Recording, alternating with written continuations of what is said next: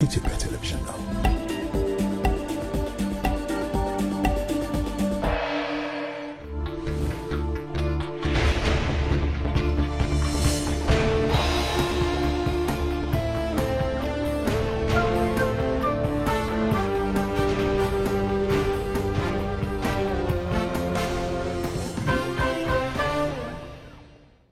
ጥቅምት 10 2018 ዓ.ም ጤና ይስጥልኝ እንደምን አመሻችሁ የተከበራችሁ ተመልካቾቻችን በሶስት ምዕራፍ ወደ እናንተ የሚደርሰው የሰኞ ምሽት የኢቲቪ 57 ዜናችን ተጀምሯል። አበይት ርዕሶቹን አስቀድማለሁ። የተቀዳሚ ሙፍቲ ሀጂ ዑመር ኢድሪስ ስርዓተ ቀብር በአዲስ አበባ ዛሬ ተፈጸመ።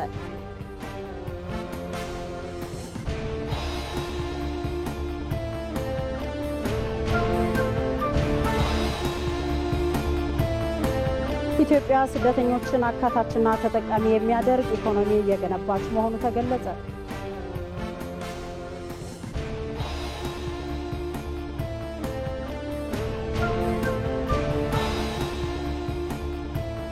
በእስራኤልና ሐማስ መካከል የተደረሰው የተኩስ አቁም ስምምነት ፈተና ገጥሞታል ተባለ።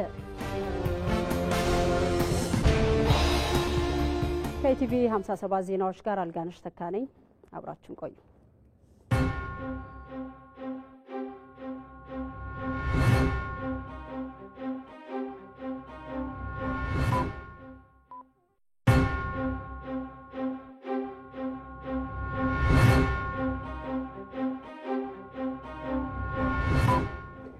የተቀዳሚ ሙፍቲ ሀጂ ዑመር ኢድሪስ ስርዓተ ቀብር በአዲስ አበባ ዛሬ ተፈጽሟል።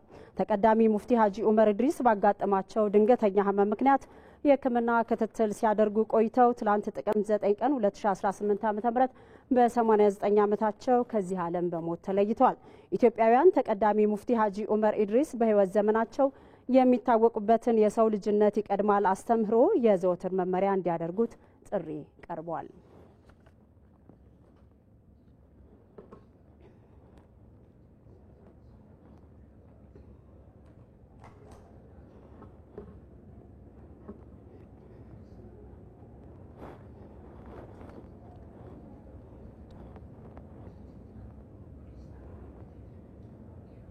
በትላንትናው ዕለት ህልፈታቸው የተሰማው ተቀዳሚ ሙፍቲ ሀጂ ዑመር ኢድሪስ በቀድሞ አጠራር በወሎ ክፍለ ሀገር ለጋምቦ ወረዳ ገነቴ በምትባል መንደር በ1929 ዓ.ም ተወለዱ።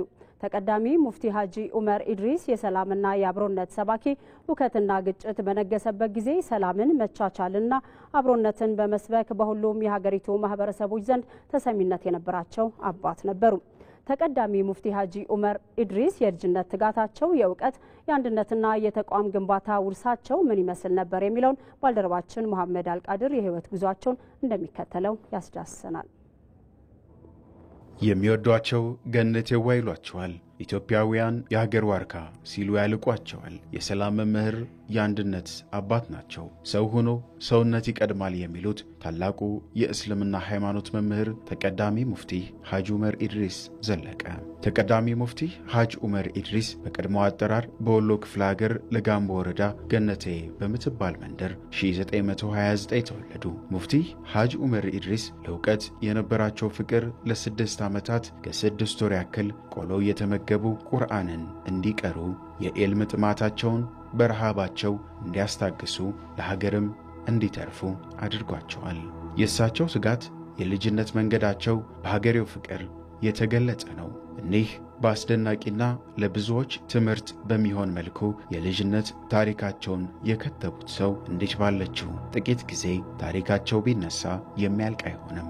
ሙፍቲ ሀጂ ዑመር ኢድሪስ ከ5 አስርት ዓመታት በፊት ነበር አዲስ አበባ ላይ የከተሙት። ሙፍቲ በአዲስ አበባ ተምረዋል፣ አስተምረዋልም። ከ5 አስርት በላይ የሚሆኑ ሃይማኖታዊ መጻሕፍትንም ጽፈዋል። ቅዱስ ቁርአንን በኑር መስጂድ ያለ ረፍት አስተምረዋል። በትርጉምም በርካቶችን እንዲረዱት አድርገዋል። ሀጂ ዑመር የእውቀት ደረጃቸው ከፍተኛ ላይ በመድረሱ የአዲስ አበባ የመጅሊስ ምክር ቤት ማንኛውንም ሃይማኖታዊ ጥያቄዎች በመላው ሀገሪቱ እንዲመልሱ አቅም አላቸው በማለት የሙፍቲህነት ማዕረግን ሰጥቷቸዋል። በዚህም በተለያዩ ጊዜያት ሙስሊሙ ማህበረሰብ የሚያነሳቸውን ጥያቄዎች በቅንነትና በፍትህ መልሰዋል። ሙስሊሙ ማህበረሰብንም በፍትህ አስተዳድረዋል። በኢትዮጵያ በተለያዩ አካባቢዎች የተፈጠሩ ሃይማኖታዊ ያለመግባባቶችን በእውቀታቸው አስታራቂም ሆነዋል። በደርግ ዘመነ መንግስት የእስልምና ጉዳዮችን በ1967 የምክር ቤት አባልና የኡለማ ሊቀመንበር በመሆን መርተዋል። ከ10 ዓመት በፊት የአዲስ አበባ እስልምና ጉዳዮች ምክር ቤትን ሊቀመንበር ሆነው መርተዋል። የኢትዮጵያ እስልምና ጉዳዮች ጠቅላይ ምክር ቤትንም ለዓመታት መርተዋል። ተቀዳሚ ሙፍቲ ሐጅ ዑመር ኢድሪስ። ሐጅ ዑመር ሰው ሆኖ አንድነትን የሚጠላ ጤናማ አእምሮ ያለው ነው ለማለት ይቸግረኛል። አንድነት ለሀገር ልማት ለሰላምም መሰረት ነው ይሉ ነበር። አንድነት አስፈላጊ ነው። ሰላም አስፈላጊ ነው። ልማት አስፈላጊ ነው። እድገት አስፈላጊ ነው። ራስ መቻል አስፈላጊ ነው። ክጀላ፣ ልመና አዋራጅ ተግባር መሆኑን እያንዳንዳችን ሙስሊሙ አውቆ ተይህ ሊቆጠብ ይገባል ነው የምንለው።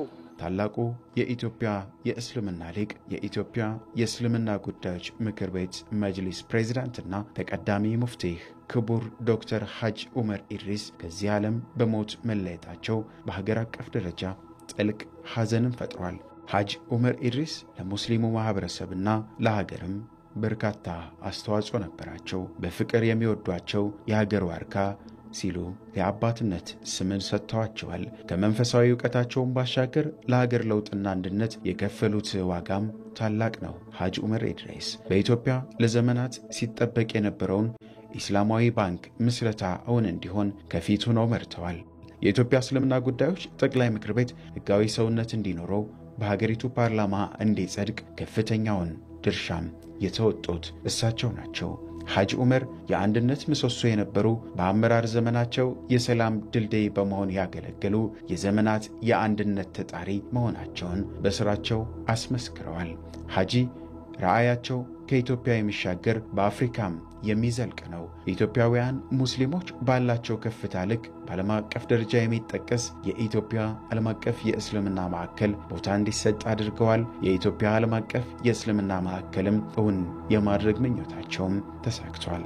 ሙፍቲ በፍጥነት ወደ አላህ መሄድ እፈልጋለሁ። ያን ከማድረጌ በፊት ግን እንድታደርግልን የምፈልገው ነገር አለ ብለው አጥብቀው ጠይቀውኛል። አንደኛው ኢስላሚክ ባንክ በኢትዮጵያ እንዲፈጠር ነው። ሁለተኛው ህዝበ ሙስሊም በኢድ ወቅት እንዲሁም በረመዳን ወቅት ሰብሰብ ብሎ ልዩ መለያ የሆነውን የጀማ ሰላት በጋራ እንዲሰግድ ሰፋ ያለ ቦታ በመጠየቅ ለኢትዮጵያውያን ሙስሊሞች ብቻ ሳይሆን ከሌላ ዓለም የሚመጡ ሙስሊሞች ሊጎበኙት ሊያዩት የሚችሉ ተለቅ ያለ የእስላም ምልክት የሆነ መስጂድና የጀማ ሰላት ቦታ መስራት እንፈልጋለን ስላሉ ይህንንም ለማሳካት በጽኑ የምንሰራ መሆኑን በዚሁ አጋጣሚ ላረጋግጥላችሁ እፈልጋለሁ። የሰላምና የአብሮነት ሰባኪ፣ ሁከትና ግጭት በነገሰበት ጊዜ ሰላምን፣ መቻቻልንና አብሮነትን በመስበክ በሁሉም ሰው ዘንድ ተሰሚነት የነበራቸው አባት ነበሩ። ሐጅ ሙፍቲ ዑመር ኢድሪስ የአዲስ አበባ ዩኒቨርሲቲም ለዚህ ማንነታቸው የክብር ዶክትሬትን ሰጥቷቸዋል። የክብር ዶክተር ተቀዳሚ ሙፍቲ ሐጅ ዑመር ኢድሪስ ህልፈታቸው ለኢትዮጵያ ታላቅ ኪሳራ ቢሆንም የእውቀትና የአንድነት የተቋም ግንባታ ውርሳቸው በታሪክ የሚዘከር ነው። ታላቁ ዓሊም በሚገባቸው ክብር ልክ የቀብር ስነ ስርዓታቸው እንደሚፈጸም ከተቋቋመው ሀገራዊ ኮሚቴ ተገልጿል። ኢና ሊላሂ ወኢና ኢለይሂ ራጂዑን፣ እኛ የአላህ ነን ወደ እርሱም ተመላሾች ነን ተብሎ እንደተከተበው ታላቁ ዓሊም ደጋግመው ወደ ጠሩት ጌታቸው ተመልሰዋል። አላህ ጀነተል ፊርደውስ ይወፍቃቸው። በኢትዮጵያውያን ለመወደድ የታደሉትን የዘመናችን ጌጥ አጥተናል ሲሉ ብፁዕ ወቅዱስ አቡነ ማትያስ ተናገሩ። የኢትዮጵያ ኦርቶዶክስ ተዋሕዶ ቤተክርስቲያን ፓትርያርክ ብፁዕ ወቅዱስ አቡነ ማትያስ ቀዳማዊ በክብር ዶክተር ተቀዳሚ ሙፍቲ ሀጂ ዑመር ኢድሪስ ህልፈተ ሕይወት የተሰማቸውን ሀዘን ገልጿል። ብፁዕ ወቅዱስ አቡነ ማትያስ በመልእክታቸው እግዚአብሔር በየዘመናቱ ሀገርን ያለ መካሪ ህዝብን ያለ ዘካሪ አይተውም ብለዋል። ለዚህም ምስክሩ ታላቅ አረጋዊ የበሳለ አእምሮ ባለቤት ሀገርን የሚወዱ ህዝባቸውን የሚያከብሩ የተጠቁት ወዳጅ የትውልድ አባት የሆኑት የክብር ዶክተር ተቀዳሚ ሙፍቲ ሀጂ ዑመር ኢድሪስ ነበሩም ብለዋል። ኢትዮጵያ በጣት ከሚቆጠሩ አረጋውያን አፈማር ከሆኑ መካሪዎቿ መካከል አንዱ የሆኑትን ለመወደድ የታደሉትን የዘመናችንን ጌጥ ዛሬ አታለች ነው ያሉት ብፁዕ ወቅዱስ አቡነ ማትያስ። ይህንን የድካም ዓለም መገላገል ለእርሳቸው እረፍት ቢሆንም ለሀገር ግን ታላቅ ጉዳት ከመሆኑም በላይ እድሜን ከጥበብ ጋር ያዋሃዱ በሁሉ ዘመን አይገኙምና ሀዘናችን ጥልቅ ነው ብለዋል። ለቤተሰቦቻቸው፣ ለእስልምና ሃይማኖት ተከታዮችና ለመላው የኢትዮጵያ ህዝብም መጽናናትን ተመኝተዋል። በተመሳሳይ የኢትዮጵያ ካቶሊካዊት ቤተክርስቲያን በተቀዳሚ ሙፍቲ ሀጂ ዑመር ኢድሪስ ህልፈተ ሕይወት የተሰማትን ሀዘን ገልጻለች። የቤተክርስቲያኗ የጳጳሳት ጉባኤ ባስተላለፈው የሀዘን መግለጫ ተቀዳሚ ሙፍቲ ሀጂ ዑመር ኢድሪስ የብዙዎች አባት የሰላምና የአንድነት ተምሳሌት እንደነበሩ ገልጿል። ኢትዮጵያ ታላቅ አባት ታታለች ያለው የጳጳሳት ጉባኤው ተቀዳሚ ሙፍቲ ሀጂ ዑመር ኢድሪስ ከኢትዮጵያ ካቶሊካዊት ቤተክርስቲያን ጋር በተለይ በሀገሪቱ ሰላምና እርቅን ለማውረድ በርካታ ስራዎችን በጋራ መስራታቸውን አንስቷል። የጳጳሳት ጉባኤው ቤተክርስቲያኗ በእኚህ ታላቅ አባት ህልፈተ ሕይወት የተሰማትን ሀዘን ገልጾ ለቤተሰቦቻቸው፣ ለወዳጅ ዘመዶቻቸው፣ ለእስልምና እምነት ተከታዮችና ለመላው የኢትዮጵያ ህዝብም እውነተኛ መጽናናትን ተመኝቷል።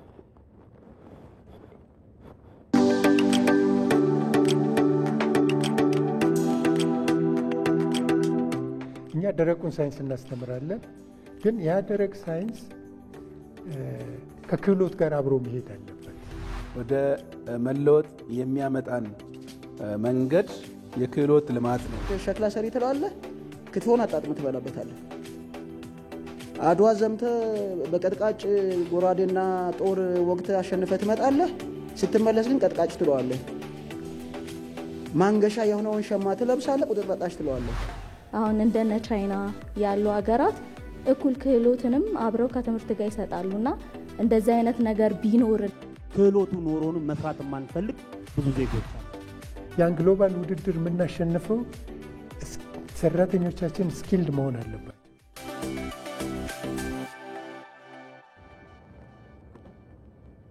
ከኢትዮጵያ ቴሌቪዥን ምዕራፍ 1 የኢቲቪ 57 ዜናዎች አሁንም ቀጥለዋል። የኦነግ ሰራዊት አባላት የነበሩ ወጣቶች በሰላማዊ መንገድ ወደ ማህበረሰቡ በመቀላቀል ላይ መሆናቸው ተገልጿል። በሸገር ከተማ በለገጣፎና በግላን ክፍለ ከተሞች በዶሮ እርባታና የፈሳሽ ሳሙና በማምረት ስራ ላይ በመሰማራት ውጤታማ መሆናቸውን በሰላም ወደ ማህበረሰቡ የተቀላቀሉ ወጣቶች አስታውቋል። ወጣቶቹም በጫካ ለቀሩ ጓዶቻቸው የእነርሱን ፈለግ እንዲከተሉ ጥሪ አቅርቧል። ሳዳት መሐመድ ሳኒ ዝርዝር አለው።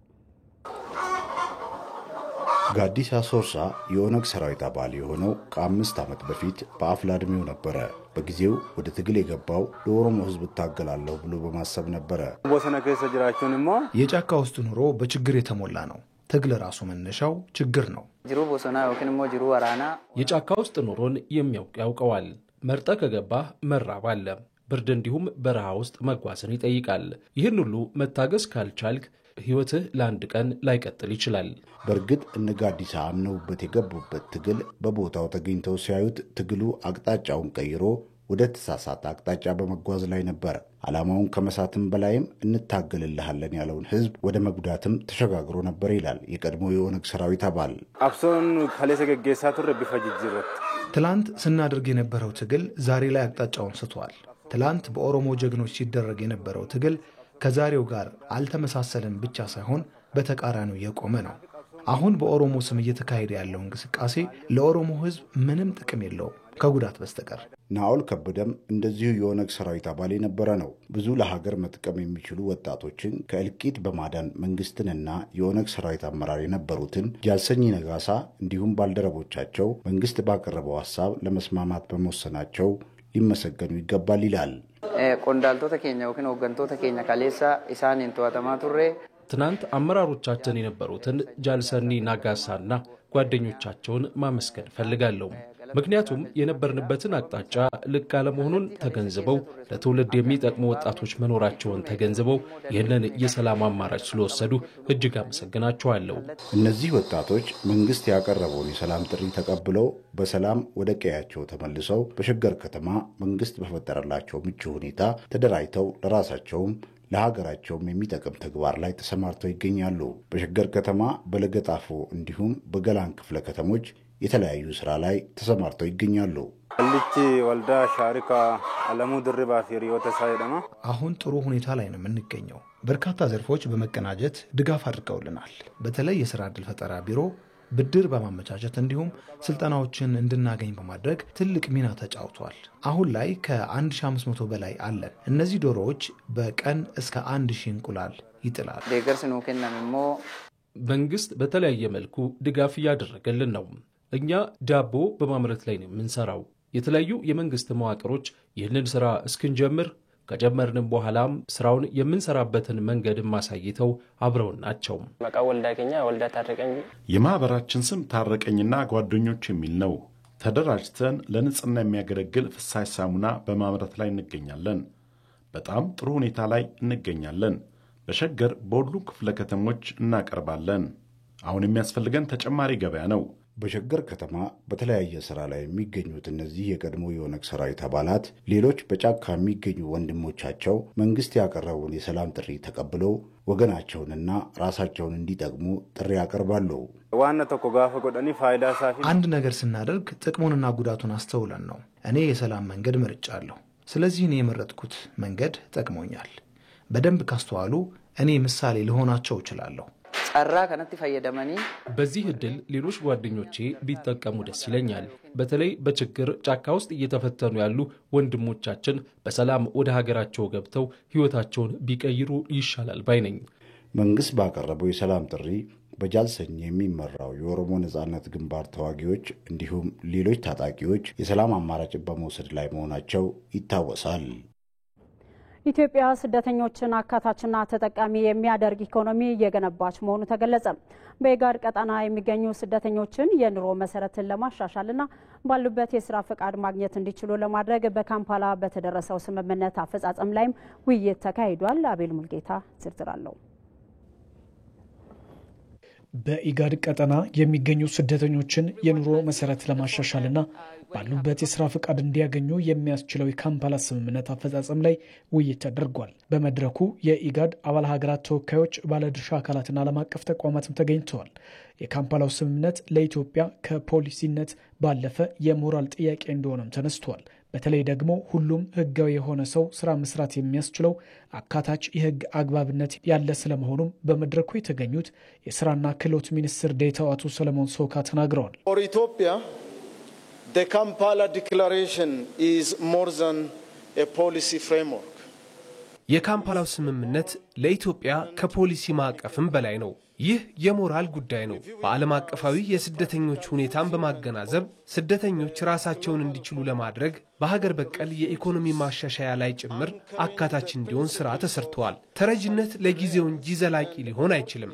በመሆኑም ስደተኞችም ሆኑ የስደት ተመላሾች እንዲሁም ስደት ተቀባይ ማህበረሰብ ባሉ የሥራ መስኮች ውስጥ በመሳተፍ ለሀገር ኢኮኖሚ የበኩላቸውን ማድረግ ይኖርባቸዋል። እኛም እንደ ስራና ክህሎት ሚኒስቴር በሀገሪቱ ህጋዊ ለሆኑ ሁሉም ዜጎች አካታች የሥራ ዕድል እያመቻቸን እንገኛለን። በስደተኞች አዋጁ መሰረት እስካሁንም በተሰሩ ተጨባጭ ስራዎች ስደተኞችን ከመኖሪያ ካምፖች አካባቢ በማንቀሳቀስ ወደ ኢኮኖሚው በማስገባት እንዲሰሩ አድርገናል። በካምፓላው ስምምነት መሰረት ኢትዮጵያ የተለያዩ ስራዎችን እየሰራችም ትገኛለች። የስደትና ስደት ተመላሾች አገልግሎት ዋና ዳይሬክተር ጠይባ ሐሰን አሁን ላይ ኢትዮጵያ ለስደተኞች የስራ ፍቃድን ጨምሮ ሌሎች መብቶችንም እንዲያገኙ አድርጋለችም ብለዋል። This gathering comes at a crucial time when Ethiopia በጣም ወሳኝ ሰዓት ነው የተሰባሰብ ነው። ይህም ኢትዮጵያ ለስደተኞች ከለላና የኢኮኖሚ አካታችነት ላይ ጠንካራ ፖሊሲ እየተገበረች ያለችበት ወቅት ነው። ይህም ስደተኞች ስራ የሚሰሩበትና ራሳቸውን የሚችሉበት ብሎም ከተቀባዩ ማህበረሰብ ጋር ለጋራ ብልጽግና የሚቆሙበት ማዕቀፍ ተግባራዊ እንዲሆን የካምፓላ ስምምነት አስቀምጧል። አሁን ላይ ኢትዮጵያ ከ1 ሚሊዮን በላይ ስደተኞችና ጥገኝነት ጠያቂዎችን ይዛ ትገኛለች። የስደተኞች ፖሊሲያችን ደግሞ ባለው አካታችነት ዓለም አቀፍ እውቅና ያለው ነው። በዚህም ፖሊሲ መሰረት ስደተኞች የስራ ፈቃድ፣ የትምህርት ዕድል፣ የፋይናንስ አገልግሎትና ሌሎችንም መብት ይሰጣል።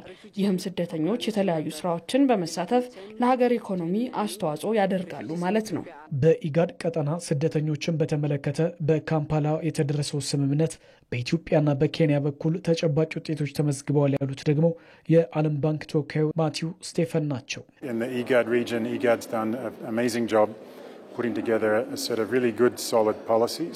ኢጋድ አስገራሚ ስራዎችን እየሰራ ነው። በቀጠናው ሀገራት ውስጥ ለስደተኞች ማህበራዊና ኢኮኖሚያዊ አካታችነት እንዲመጣ እየሰራ ነው። ለዚህም ከካምፓላው ስምምነት የበለጠ ምንም ፖሊሲ አይኖርም። ስራ ስለመስራት፣ ስለ ኑሮ መሰረትና ራስን ስለመቻል የሚናገር መመሪያ ነው። ለስደተኞች ደግሞ ይህ ነው የሚያስፈልጋቸው። ይህን በኢጋድ ቀጠና ላይ ፖሊሲ ሲሆን ደግሞ በሀገር ደረጃም እንዲኖር ያስችላል። ኢትዮጵያ ለዚህ በቀዳሚነት አካታች የሆነውን ስምምነት ፍኖተ ካርታው ጀምራለች። ኬንያ ተከትላለች። ይህንን የበለጠ ለማጠናከር የግሉ ዘርፍ ላይ የበለጠ መስራት ይገባል። ነገር ግን የኛ ግምገማ የሁለቱ ሀገራት ተሞክሮ በሌሎችም መስፋት አለበት ነው። በኢጋድ ቀጠና ሀገራት የካምፓላ ስምምነት ከተፈረመ 6 ዓመታትም ተቆጥሯል። ለስምምነቱ ስኬታማነት ደግሞ የግሉ ዘርፍ ትልቅ ሚና እንዳለውም ተገልጿል። ኢትዮጵያ የተፈጥሮ ሀብቶቿን ለመጠቀም የጀመረቻቸው ግዙፍ ፕሮጀክቶች ሀገራዊ ብልጽግናን ለማረጋገጥም ሆነ የዜጎችን ሕይወት ለመቀየር አስቻይ መሰረት መሆናቸውን ከፍተኛ የመንግስት የስራ ኃላፊዎች ገለጹ። ይህ ዓመት በቁጭት ብቻ የቀሩትን የኢትዮጵያን እምቅ የተፈጥሮ ሀብት ከቁጭት በተሻገረ መንገድ ተጨባጭ ስራ በመከወን አዲስ ምዕራፍ የተከፈተበት መሆኑም ነው የተገለጸው። ሙሉ ግርማይ በዚህ ጉዳይ ላይ ዝርዝር አዘጋጅቷል። ማህፀነ ለምለም በተፈጥሮ ጸጋዎች የታደለች መሆኗ የአደባባይ ሚስጥር ነው። ዜጎቿ በየጊዜው በረሃብ አለንጋ የሚሰቃዩ በድህነት አረንቋ የተዘፈቁ ሆነው መቆየታቸውም ሌላኛው የሀገሪቱ ገጽታ ነው። የተፈጥሮ ሀብት የተትረፈረፈባት ኢትዮጵያ ስለምን ወደፊት መስፈንጠር ተሳናት የሚለው ጥያቄ የብዙሃኑ ሆኖ ቆይቷል። ላብነትም ከተራራዎቿ እየመነጩ በየሸለቆ ምድሯን እያረሰረሱ ድንበር የሚሻገሩ ወንዞቿና በጉያዋ ያቀፈቻቸው የከርሰ ምድር ውሃ መገኛ ብትሆንም በተቃርኖ ግን በየጊዜው ለድርቅ ስትጋለጥ የቆየች ሀገር ሆናለች። ኢትዮጵያ በማህፀኗ የተለያዩ የተትረፈረፉ ማዕድናት ሀብቶችን ይዛ ሳለ የዜጎቿ ሕይወት ግን በቅጡ መቀየር የተሳናት ሀገር ሆና ለመቆየት ተገዳለች። እንዲህ ያሉ የኢትዮጵያ የተፈጥሯዊ ሀብቶችን በመጠቀም ሀገራዊ ብልጽግና ማረጋገጥም ሆነ የዜጎችን ሕይወት ለመቀየር በሚደረጉ ጥረቶች ላይ ፈታኝ ውጣ ውረዶችን ማለፍ እንደሚገባም የታላቁ የህዳሴ ግድብ ሕያው ምስክር ነው። ይሄ የተፈጥሮ ሀብቶች ወደፊትም አሁንም ለኢትዮጵያ ወዳጅም ጠላት የሚያመጡላት ናቸው። እንግዲህ ወንዞቿን አይተናል፣ ማዕድኖቿን አይተናል፣ እነዚህን አይተናል። ይህንን ደግሞ መሸከም የሚችሉ ህዝቦች ደግሞ አሏት። ሀገራዊ የዘመናት መሻት ቁጭትና ጥረት ውጤት የሆነው የታላቁ የህዳሴ ግድብ እውን መሆንም ለኢትዮጵያ የተፈጥሮ ሀብቶች አዲስ ብስራትን ያሰማ ዓይንን የገለጠ ጭምር ሆኗል። የ2018 ዓመተ ምህረት ጅማሮ የመስከረም ወር የኢትዮጵያ የከርሰ ምድር ሀብት የብስራት ጅማሮ የሆነውን የተፈጥሮ ጋዝ የወጣበትም ነው። በሶማሌ ክልል የሚገኘው የኦጋዴን ሰርጥ ከፈረንጆቹ 1920ዎቹ ጀምሮ በተፈጥሮ ጋዝና በድፍድፍ ነዳጅ ሀብት መገኛ መሆኑ ቢረጋገጥም ይህንን ሀብት በማውጣት ወደ ኢኮኖሚ ሞተርነት ለመቀየር ሳይቻል ቆይቷል። ይህ የተጀመረው የ2018 ዓመተ ምህረትም ኢትዮጵያን የሸፈኗት አቧራ ተራግፎ ጸጋዎቿ ጎልተው እንዲታዩም እድል የፈጠረ ነው። የተፈጥሮ ማዕድኖች ግን አሁን ነዳጅ ለምሳሌ በርከት ያለ ገንዘብ ነው የምናጠፋው። የአፈር ማዳበሪያ እንደዚሁ በርከት ያለ ገንዘብ ነው የምናጠፋው። ስለዚህ እሱን ያድንልናል። ኤክስፖርት ካደረግነው ደግሞ ብዙ ገንዘብ እናገኛለን። የንግድ ሚዛናችንን ያስተካክለዋል ማለት ነው። እስካሁን ድረስ የንግድ ሚዛናችን ቀውስ የሚያመጡ ነገሮች እነዚህ መሰረታዊ ነገሮች ላይ ኢንቨስት ለማድረጋችን ነው።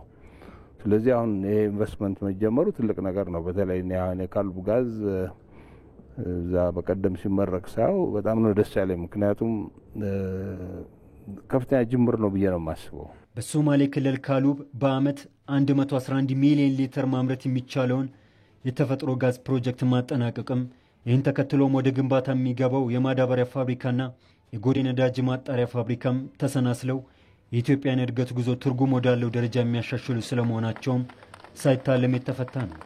1 ዓመት ከ2 ወራት ብቻ የወሰደው የካሉብ ፕሮጀክት ፈጣን የግንባታ ሂደትም ለሌሎች ፕሮጀክቶችም በአጭር ጊዜ መጨረስን ባህል ተጨማሪ እርሾም የሚሆን እነዚህ ፕሮጀክቶች ሲጠናቀቁ በከፍተኛ እድገት ላይ ያለው ግብርናችን ሙሉ ለሙሉ በምግብ ራሳችንን እንድንችል ወደማይቀለበስ አስተማማኝ ደረጃ የሚያደርሱ ምርቶቹን ወደ ሀገር ለማስገባት የሚወጣውን ከፍተኛ የውጭ ምንዛሪ የሚያስቀሩ ናቸው።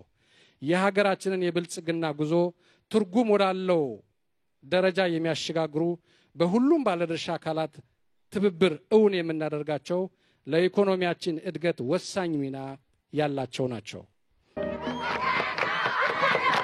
ከጉባ ሰማይ ስር ጠቅላይ ሚኒስትር አብይ አህመድ ያበሰሯቸው ፕሮጀክቶችም በተለይም ከስም በዘለለ ለልማት ላልዋሉ የተፈጥሮ ሀብቶች ቀን ይወጣላቸው ይመስላል።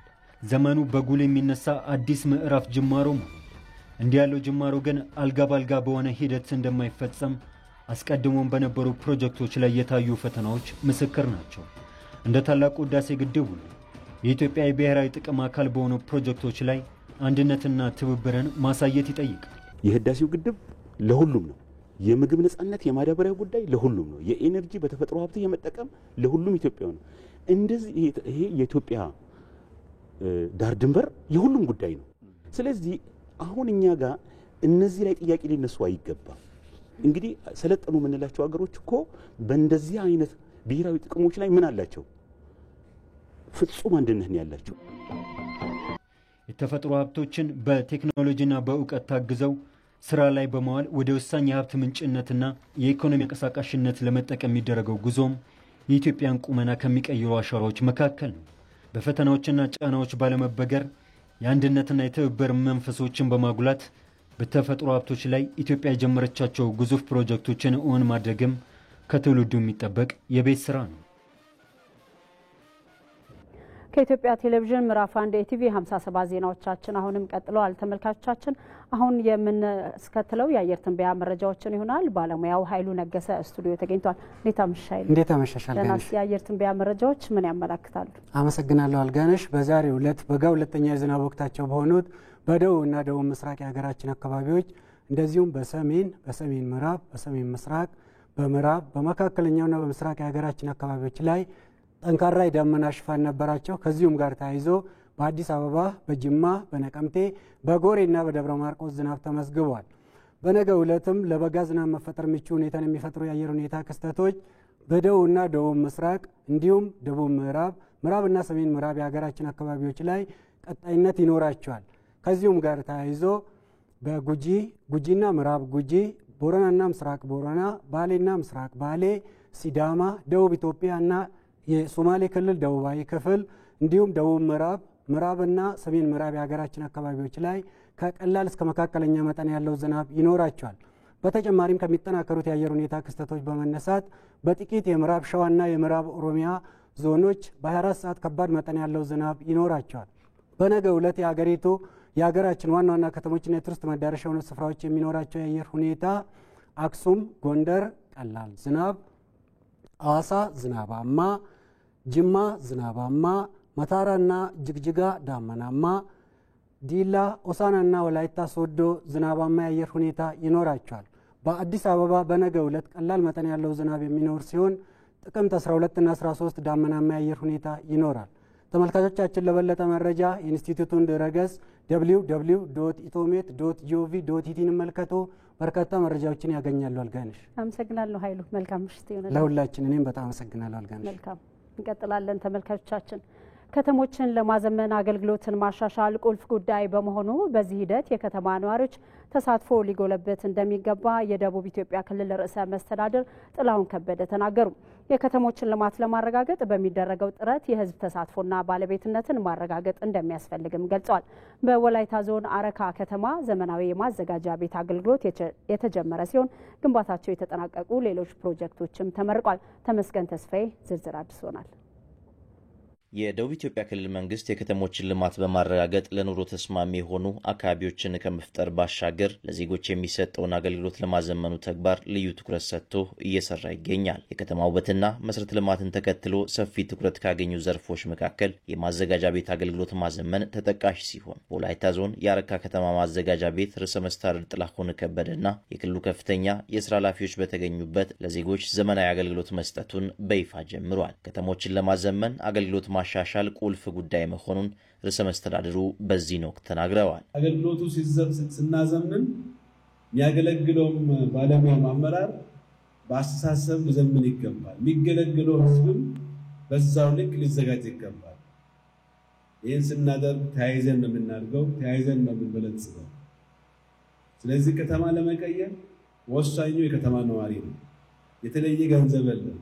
ወጣቱን ነዋሪውን በሙሉ በማስተማር ከተባበር ወዳጅነትን ከፈጠር ከተማችንን ቀይራለንና እንተባበር።